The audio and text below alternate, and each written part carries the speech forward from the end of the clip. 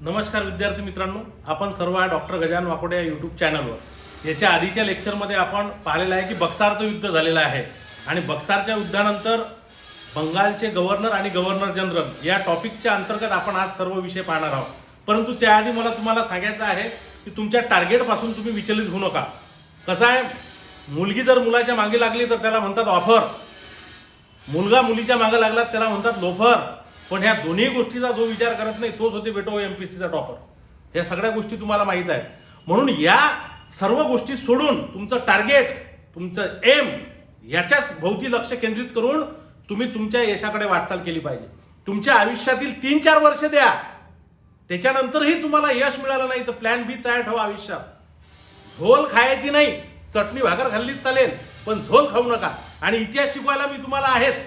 अतिशय सोप्या पद्धतीनं स्पर्धा परीक्षेत जे प्रश्न विचारले जातात त्याची उत्तरं तुम्हाला हे व्हिडिओ पाहिलं तर नक्कीच येतील। आणि त्यामुळे मी तुम्हाला हे सगळं सांगतो आहे, कारण की आपण ज्या गव्हर्नरचा आज अभ्यास करणार आहोत त्या गव्हर्नरची सुरुवातच अशीच आहे। आपण आज पाहणार आहोत बंगालचे गव्हर्नर। आणि या बंगालच्या गव्हर्नरमध्ये आपण इथं जी लिस्ट आहे आपण पाहत आहात की 1757 ते 1760 रॉबर्ट क्लाइव्ह हा बंगालचा पहिला गव्हर्नर आहे। विद्यार्थी मित्रांनो, स्पर्धा परीक्षेमध्ये गव्हर्नरांचा क्रम लावा असा प्रश्न येऊ शकतो। त्यामुळे क्रम लावताना रॉबर्ट क्लाइव्ह 1757 ते 1760, हॉलवेल 1760 हा हंगामी आहे, वेन्सिस्टाट 1760 ते 1765, परत एकदा रॉबर्ट क्लाइव्ह दुसऱ्यांदा 1765 ते 1767, वेरलेश 1767 ते 1769, कार्टियर 1769 ते 1772 आणि वॉरन हेस्टिंग्स 1772 ते 1774 हे असे बंगालचे गव्हर्नर आहेत। याचा क्रम आपल्याला लावता आला पाहिजे। आणि याच्यात महत्त्वपूर्ण बंगालचे गव्हर्नर कोणते आहेत तर रॉबर्ट क्लाइव्ह 2 वेळा आलेला आहे बंगालचा गव्हर्नर म्हणून, आणि वॉरन हेस्टिंग। मित्रांनो, आपण माझे जर का मागचे व्हिडिओ पाहिले असतील तर तुम्हाला माहित आहे रॉबर्ट क्लाइव्हचा जन्म इंग्लंडमध्ये 1725 मध्ये झाला आणि हा स्वतःच्या बुद्धीच्या जोरावर सैन्यात क्लार्क पदी नोकरीवर होता। क्लार्क ते बंगालचा पहिला गव्हर्नर हा जो रॉबर्ट क्लाइव्हचा प्रवास आहे हा थक्क करणारा प्रवास आहे। फक्त संधीचं सोनं रॉबर्ट क्लाइव्हनं केलेलं आहे त्याच्या जीवनात। मग जीवनात जर का आपल्याला संधी भेटली तर आपण त्याचं सोनं करू शकतो का, हा प्रश्न तुम्ही स्वतःला विचारला पाहिजे। क्लर्क असताना रॉबर्ट क्लाइव्हचा उदयच नेमका कुठं झालेला आहे? तुम्ही जर का पाहिला की रॉबर्ट क्लाइव्हचा कालखंड 1757 ते 1760 असा आपण लिहिलाय। तो का लिहिलाय? कारण की रॉबर्ट क्लाइव्हनं कर्नाटकच्या दुसऱ्या युद्धात स्वतःला घडवलं। अर्काटचा त्याचा वेढा, त्रिचनापल्लीचा त्याचा वेढा, त्यातून त्यानं त्याची बुद्धी दाखवली आणि त्याच्या जोरावर कालांतरानं प्लासीची लढाई तो जिंकला। आणि प्लासीच्या लढाईनंतर रॉबर्ट क्लाइव्हला बंगालचं गव्हर्नर केलं। आणि म्हणूनच आपण रॉबर्ट क्लाइव्हला ईस्ट इंडिया कंपनीचा भारतात पाया कोणी रोवला असेल तर तो रॉबर्ट क्लाइव्हनं रोवला असं आपण म्हणतो। म्हणजेच मित्रांनो, किती महत्त्वपूर्ण गव्हर्नर आहे। काय केलंय ना या कालखंडात 1757 ते 1760 मध्ये? प्लासीच्या युद्धानंतर यानं अमाप भ्रष्टाचार केला, भरपूर पैसे रॉबर्ट क्लाइव्हनं कमावले। परंतु नुसतं प्लासीच्या युद्धावर रॉबर्ट क्लाइव्ह थांबला का? प्लासीच्या युद्धाचा व्हिडिओ माझा मी आधीच टाकलेला आहे, तो तुम्ही सगळ्यांनी पाहून घ्या पाहिला नसेल तर। प्लासीचं युद्ध म्हणजे युद्धच नव्हतं, तो रॉबर्ट क्लाइव्हच्या बुद्धिमत्तेचा विजय होता। आणि रॉबर्ट क्लाइव्हनं प्लासीच्या युद्धानंतर मीर जाफरला कसं नवाब बनवलं, मीर जाफर नवाबपती बसवला आणि सिराज उद्दौला सोबत कशी गद्दारी केली हे तुम्हाला आधीच्या व्हिडिओमध्ये मी सांगितलेलं आहे। आणि रॉबर्ट क्लाइव्हनं 1757च्या प्लासीनंतर 1759ला बेद्राचं युद्ध झालं। या बेद्राच्या युद्धामध्ये डचांचा पराभव केलेला आहे। 1760 मध्ये वांदिवाचचं युद्ध झालेलं आहे। या वांदिवाचच्या युद्धामध्ये फ्रेंचांचा पराभव केलेला आहे। म्हणजे रॉबर्ट क्लाइव्हच्या कारकिर्दीत रॉबर्ट क्लाइव्हनं स्वतःच्या बुद्धिमत्तेचा वापर निश्चितच केलेला आहे। आणि तो भारतात 2 वेळा आलेला आहे, 1757 ते 1760। आणि इंग्लंडमध्ये गेल्यावर अतिशय श्रीमंत होऊन रॉबर्ट क्लाइव्ह गेला। परंतु 1764च्या युद्धानंतर बक्सारची जी लढाई झाली आपण पाहिलं कोणाकोणात झाली ते। इंग्रजांच्या वतीनं हेक्टर मंद्रो वर्सेस बंगालचा नवाब मीर कासिम, अवधचा नवाब सुजाउद्दौला आणि दिल्लीचा बादशाह शाह आलम द्वितीय यांच्यात 1764ला 22 ऑक्टोबर 1764ला बक्सारचं युद्ध झालेलं आहे। आणि याच्यानंतर मग आता युद्ध जिंकल्यानंतर या सर्व सत्ताधीशांसोबत कसा व्यवहार करायचा याच्याकरता परत एकदा रॉबर्ट क्लाइव्हला बोलावलं भारतात। आणि दुसऱ्यांदा रॉबर्ट क्लाइव्ह 1765 ते 1767 या कालावधीमध्ये बंगालचा गव्हर्नर म्हणून येईल. मित्रांनो, इथे एक अशी गोष्ट आहे की ज्या वेळेस रॉबर्ट क्लाइव्हला पुन्हा भारतात पाठवतात त्यावेळेस त्याच्यावर जबाबदारी टाकतात की ईस्ट इंडिया कंपनीचा जो प्रशासनातील भ्रष्टाचार आहे हा भ्रष्टाचार रॉबर्ट क्लाइव्हनं कमी करावा. आता तुम्हीच सांगा, हा स्वतःच भ्रष्टाचारी होता, कितीतरी पैसा यानं भ्रष्टाचाराच्या मार्फत कमावला, परंतु नंतर हा भारतात आला सेकंड इनिंग मध्ये याच्या, आणि यानं असं दाखवलं की मला प्रशासनात व्यवस्था सुव्यवस्था करायची आहे. परंतु कोणीही रॉबर्ट क्लाइव्हचं ऐकलं नाही. कसे ऐकतील? वर्गात एखाद्या शिक्षकांनी सांगितलं की कॉफी करू नये, कॉफी करणं वाईट आहे, आणि तोच शिक्षक परीक्षेत त्याच्या जवळच्या विद्यार्थ्याला कॉफी देताना तुम्हाला दिसला तर तुम्ही काय म्हणसाल? अशा प्रकारची अवस्था रॉबर्ट क्लाइव्हची भारतात झालेली होती. दुसऱ्या वेळेस जेव्हा हा रॉबर्ट क्लाइव्ह भारतात आला, यानं सैन्य सुधारणा केल्या, सैन्याचे तळ उभारण्याचा प्रयत्न केला, मुंगेरले केला, पुलेकोटले केला, अलाहाबादला केला. त्याचबरोबर अधिकाऱ्यांना जो वेतन भत्ता भेटत जाय तो वेतन भत्ता रॉबर्ट क्लाइव्हनं बंद केला. त्यामुळे अधिकाऱ्यांनी रॉबर्ट क्लाइव्हच्या विरोधात बंड केलं. त्याला इतिहासात श्वेत बंड असं म्हणतात. म्हणजे रॉबर्ट क्लाइव्हनं सेकंड आल्यानंतर सगळ्यात महत्वाची ही कामं केली आहे, परंतु रॉबर्ट क्लाइव्हचं सगळ्यात महत्वाचं काम कोणतं असेल मित्रांनो, तर रॉबर्ट क्लाइव्ह जेव्हा सेकंड टाइमला भारतात आला त्यावेळेस रॉबर्ट क्लाइव्हनं जो शाह आलम द्वितीय सोबत करार केला, अलाहाबादचा तह केला 1765 मध्ये, आणि अवधच्या नवाबासोबत जो तह केला, हा तह अतिशय महत्वपूर्ण आहे. कारण की या तहानंतरच बंगालमध्ये दुहेरी राज्य व्यवस्था लावणारा रॉबर्ट क्लाइव्ह 1765 ते 1772. म्हणजे विचार करा, तो भारतात आला, बादशाह शाह आलम द्वितीयचा तो भेटला 12 ऑगस्ट 1765 ला. बादशाहला त्याने सांगितलं की बादशाह तू आम्हाला बंगाल, बिहार, ओडिसाचे दिवाणी अधिकार दे. मित्रांनो, बंगाल किती महत्वपूर्ण आहे. आतापर्यंत ईस्ट इंडिया कंपनी भारतात व्यापार करून राहिलेली होती, अवैध मार्गाचा व्यापार करत होती, दस्तकाचा चुकीचा उपयोग करत होती, परंतु आता रीतसर रॉबर्ट क्लाइव्हनं सर्टिफाईड झाला रॉबर्ट क्लाइव्ह की तुम्हाला बंगाल, बिहार, ओडिसाची दिवाणी अधिकार करायला परमिशन मिळाली. बरं, याने एवढंच केलं नाहीये. ज्या वेळेस बादशाह सोबत हा करार करत होता, बादशाहला 26 लाख रुपये पेन्शन लागू केलं रॉबर्ट क्लाइव्हनं. म्हणजे या देशातील दिल्लीचा जो बादशाह होता त्यालाच पेन्शनर बनवून आला रॉबर्ट क्लाइव्ह, त्यालाच पेन्शनर बनवून आली ईस्ट इंडिया कंपनी. ह्या सगळ्या गोष्टीमुळे रॉबर्ट क्लाइव्हनं सांगितलं की अलाहाबाद आणि कडा हे दोन जिल्हे आम्ही अवधच्या नवाबाचे जे आहेत ते तुम्हाला देतो. म्हणजे हा अहमदाबादचा तर मागच्या लेक्चरमध्ये आपण सगळं पाहिला. त्याचबरोबर बंगालच्या नवाबाला काय सांगितलं की तुमच्या जवळची सेना तुम्ही काढून टाका आणि ईस्ट इंडिया कंपनीची माझी सेना तुमच्या दरबारात ठेवा, तिचा खर्चही तुम्ही करा. मित्रांनो, तैनाती फौजचा निर्माता आपण लॉर्ड वेस्लीला म्हणतो, परंतु लॉर्ड वेस्लीच्या आधी बंगालमध्ये हा प्रयोग करणारा रॉबर्ट क्लाइव्ह पहिला आहे.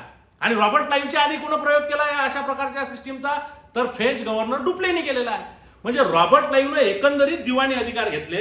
रॉबर्ट क्लाइव्हला तिथं प्रत्यक्षात राज्यकारभार करता आला असता, परंतु त्यानं केला नाही. आणि 1767 मध्ये जेव्हा इंग्लंडमध्ये रॉबर्ट क्लाइव्ह परत जाईल तेव्हा त्याच्यावर तिथं भ्रष्टाचाराचे आरोप लागतात, त्याला कोर्टात उभं राहावं लागते. त्यावेळेस रॉबर्ट क्लाइव्ह म्हणतो, अहो माझ्याकडे बंगाल, बिहार, ओडिसा, दिल्ली एवढा मोठा प्रांत असताना मी स्वतःचा विचार केला नाही, कंपनीचा भल्याचा विचार केला, दुहेरी राज्य व्यवस्था लावून मी कंपनीचाच फायदा केला, आणि तुम्ही माझ्यावर भ्रष्टाचाराचे आरोप लावता. अशा प्रकारचं त्यानं स्वतःच्या मताला जे आरोप लावले होते त्याला उत्तर दिलं. तो निर्दोष सुटला, परंतु याचा त्याच्या जीवनावर फार गंभीर परिणाम झाला. आणि म्हणून विद्यार्थी मित्रांनो, वयाच्या 49व्या वर्षी रॉबर्ट क्लाइव्हनं आत्महत्या केली. जो रॉबर्ट क्लाइव्ह बंगालचा ईस्ट इंडिया कंपनीचा फार मोठा पहिला गव्हर्नर आहे, ज्याला असं म्हणतात की भारतात ईस्ट इंडिया कंपनीचे जर का कोणी पाय रोवले असतील तर ते रॉबर्ट क्लाइव्हनं रोवले, पाया कोण रोवला असेल तर रॉबर्ट क्लाइव्हनं रोवला. त्या रॉबर्ट क्लाइव्हनं विद्यार्थी मित्रांनो आत्महत्या केली. तुमच्याही जीवनात कधी नैराश्य आले तर आत्महत्याकडे चुकून पाहू नका. आत्महत्या हे पळपुट्याचं काम आहे. जीवनात येणाऱ्या समस्याला धैर्यानं तोंड द्या. अरे समाज सुधारक पहा, इतिहासक पहा, त्यांना किती प्रकारचे संघर्ष होते. डॉक्टर बाबासाहेब आंबेडकरांच्या वाट्याला किती संघर्ष आले, महात्मा ज्योतिबा फुलेंच्या वाट्याला किती संघर्ष आले. ह्या लोकांनी आत्महत्या केली का? हिटलरनं आत्महत्या केली. अनेक उदाहरणं आहेत 21व्या शतकात, हे तर इतिहासातले आहेत. सुशांत सिंग राजपूत असेल, असे किती उदाहरणं देऊ शकतो मी आत्महत्याचे. हे आत्महत्या का करतात? कारण की स्वतःच्या मनातील दुःख इतरांना सांगूच शकत नाहीत. आणि म्हणून तुम्ही काय करायचं, यश मिळालं ना तर ते यश टिकून ठेवा, अपयश आलं ना ते पचवायची ताकद ठेवा. आणि असा प्रकारचा प्रयत्न तुम्ही केला तर निश्चित तुम्हाला यश मिळेल. आणि एकदा यश मिळलं तर तुमच्या जीवनात तुम्ही यशस्वी होसाल. अबे ती सध्या काय करते याच्यापेक्षा पिंट्या तू काय करून राहिला सध्या? अरे तिच्या वडिलांनी तुझ्या मागं लागाव की आमच्या मुलीसोबत लग्न कर, स्वतःला एवढं तयार कर, स्वतःला एवढं बनव की मुलीचे वडील तुझ्या घरी आले पाहिजे. माझा पिल्ला जेवला का, माझी सुनी झोपली का, आणि माझा सोनू काय करते आणि माझं पिल्लू काय करते असे मेसेज केल्यापेक्षा your account has created some rupees असा मेसेज आल्यावर जेव्हा तुमच्या मनाला चांगलं वाटेल ना, त्या दिवशी समजून घ्या तुम्ही प्रगतीच्या वाटेवर आहात. कारण की जीवनाचं सत्य आहे की पैसा सर्व काही नाही, पण बरंच काही आहे. यस म्हणे तर भाऊ पुसे सर्व कोणी, नो म्हणे तर विचारही नाही कोणी, अशा प्रकारची विचारधारा सध्या झालेली आहे.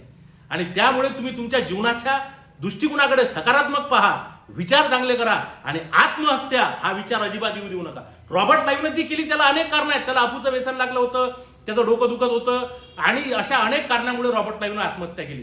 परंतु रॉबर्ट लाईव्हचा इतिहास अतिशय महत्वपूर्ण तुम्हाला अभ्यासाच्या दृष्टिकोनातून याच्याकरता आहे की परीक्षेत असाही प्रश्न येईल की प्लासीचं युद्ध हे युद्ध नसून एक षडयंत्र होतं, स्पष्ट करा, तर तुम्हाला सगळा रॉबर्ट लाईव्हचा जीवनपट सांगता आला पाहिजे. म्हणून मी रॉबर्ट लाईव्हवर एवढं बोललो. आपण पाहताय बंगालचे गव्हर्नर आणि बंगालचे गव्हर्नर जनरल, क्रम लावामध्ये हा अनेक वेळा आयोगाने प्रश्न विचारलेला आहे. रॉबर्ट लाईव्ह नंतर दुसरा आहे हॉलवेल. मित्रांनो, हा हॉलवेल हंगामी आहे, तात्पुरता आहे. कोण आहे हॉलवेल? ज्याच्यामुळे प्लासीचं युद्ध झालं तो आहे हॉलवेल. म्हणजे अंधार कोठरीच्या घटनेचं ज्यानं वर्णन केलं. इतिहासात अंधार कोठरीच्या घटनेला मान्यताच देत नाहीत. इतिहासात ही घटना खोटी आहे असं सांगितलेलं आहे. अनेक इतिहासकारांमध्ये याच्याबद्दल मतभेद आहे, परंतु हॉलवेल हा एकटाच त्या घटनेत जिवंत वाचला होता. हाच तो हॉलवेल आहे. हंगामी गव्हर्नर 1760 मध्ये असते. हॉलवेल नंतर व्हेन्सीस्टार 1760 ते 1765 आणि परत एकदा रॉबर्ट लाईव्ह दुसऱ्यांदा येतो बंगालचा गव्हर्नर म्हणून. आणि त्याच्यानंतर कोण आहे तर वेरलेस्ट. याचा कालखंड आहे 1767 ते 1769. वेरलेस्ट काय झालं वेरलेसच्या काळात तर पहिलं इंग्रज म्हैसूर युद्ध झालं वेरलेसच्या काळामध्ये. आणि त्याच्यानंतर आहे कार्टियर 1769 ते 1772. आणि जो आपल्याला अभ्यास करायचा आहे पुढच्या माझ्या लेक्चरमध्ये त्याचं नाव आहे वॉरन हेस्टिंग. वॉरन हेस्टिंग हा बंगालचा गव्हर्नर म्हणूनच आलेला होता विद्यार्थी मित्रांनो. वॉरन हेस्टिंग हा बंगालचा गव्हर्नर म्हणून आला आणि वॉरन हेस्टिंग बंगालचा पहिला गव्हर्नर जनरल होईल. त्याला कारण आहे 1773चा रेग्युलेटिंग ऍक्ट, याला नियमनाचा कायदा असंही म्हणतात. ईस्ट इंडिया कंपनीतील घटनात्मक विकास, ब्रिटिशांचा घटनात्मक विकास, हे जेव्हा टॉपिक आपण बघू त्यावेळेस हे सगळे कायदे बघू. 1773च्या रेग्युलेटिंग ऍक्ट असेल, पीट्स इंडिया ऍक्ट असेल किंवा वेगवेगळे आलेले चार्टर ऍक्ट असेल, याचा आपण सविस्तर अभ्यास करू, याचा आपण सविस्तर व्हिडिओ तयार करू.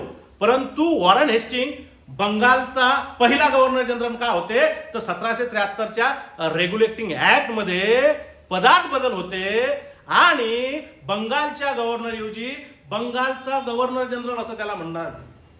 याच्या आधी आपण पाहिलेलं आहे की ईस्ट इंडिया कंपनी मद्रासलाही आहे प्रेसिडेन्सी त्यांची मुंबईला आहे आणि त्यांची कलकत्त्यालाही आहे. मग मुंबई आणि मद्रासचा जो गव्हर्नर जनरल असेल तो आता कोणाच्या अंडर काम करेल तर कलकत्त्याचा जो गव्हर्नर जनरल आहे, बंगालचा जो गव्हर्नर जनरल आहे त्याच्या अंडर काम करेल. आणि 1773च्या रेग्युलेटिंग ऍक्ट नुसार बंगालचा पहिला गव्हर्नर जनरल वॉरन हेस्टिंग आहे. म्हणजेच बंगालचा शेवटचा गव्हर्नर कोण आहे मग? अर्थातच वॉरन हेस्टिंग आहे. बंगालचा पहिला गव्हर्नर कोण आहे? रॉबर्ट लाईव्ह आहे. बंगालचा शेवटचा गव्हर्नर वॉरन हेस्टिंग आहे. बंगालचा पहिला गव्हर्नर जनरल वॉरन हेस्टिंग आहे. या वॉरन हेस्टिंगने मित्रांनो याची कारकीर्द भारतात 1772 ते 1785 एवढी मोठी प्रदीर्घ याची कारकीर्द आहे. आणि या कारकिर्दीमध्ये यानं अनेक प्रयोग केलेला आहे. म्हणजे जमिनीचे प्रयोग असतील, न्यायालयाचे प्रयोग असतील. जमिनीच्या प्रयोगात तर याला चुकांमधून नवे प्रयोग करणारा गव्हर्नर जनरल असं म्हणतात.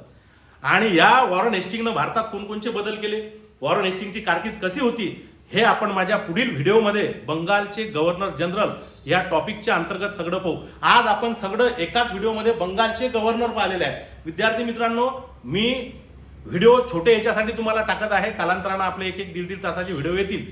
परंतु तुम्ही जर का व्हिडिओ डाउनलोड करत असाल, माझं म्हणणं आहे 13 मिनिटाचा व्हिडिओ असेल तर 5 मिनिटं तरी तुम्ही सर्वांनी बघायला पाहिजे, म्हणजे यूट्यूब त्याची नोंद घेईल. आणि त्याच्यानंतर तुम्ही निश्चित डाउनलोड ते करा. आणि ज्या वेळेस मी बोलतो एक पेन आणि रजिस्टर घेऊन मी जे बोलतोय ते तुम्ही नोट्स काढणं तयार करत राहा. कारण की बोर्ड आपलं थोडं हे आहे, याच्यावरचे अक्षर कदाचित तुम्हाला दिसतील नाही, परंतु माझे शब्द तुमच्यासाठी महत्त्वाचे ठेवा. आणि मी नेहमी ज्याप्रमाणे तुम्हाला इतिहास शिकवतो ही सुरुवात आहे मॉडर्न इंडियन हिस्ट्रीची, म्हणजे ज्याला म्हणतो आपण आधुनिक भारताचा इतिहासाची ही सुरुवात आहे की बंगालचे गव्हर्नर जनरल, त्याच्यानंतर भारताचे गव्हर्नर जनरल जो आहे हे आपण सगळं शांततेत बघू. यांच्या काळात झालेल्या कोणकोणत्या प्रकारचे कायदे आहेत, जमीनविषयक महसूल व्यवस्था यांनी कशी लावली, याचा परिपाक कसा झाला, 1857चा उठाव काय, हे सर्व व्हिडिओ आपण तुम्ही जर का मला सांगितलं की सर व्हिडिओ तयार करा तर मी निश्चित करेल. तत्पूर्वी तुम्ही माझ्या या चॅनलला लाईक करा, सबस्क्राईब करा आणि पुढच्या व्हिडिओला आपण वॉरन हेस्टिंग बघू. एवढं बोलतो आणि थांबतो. धन्यवाद.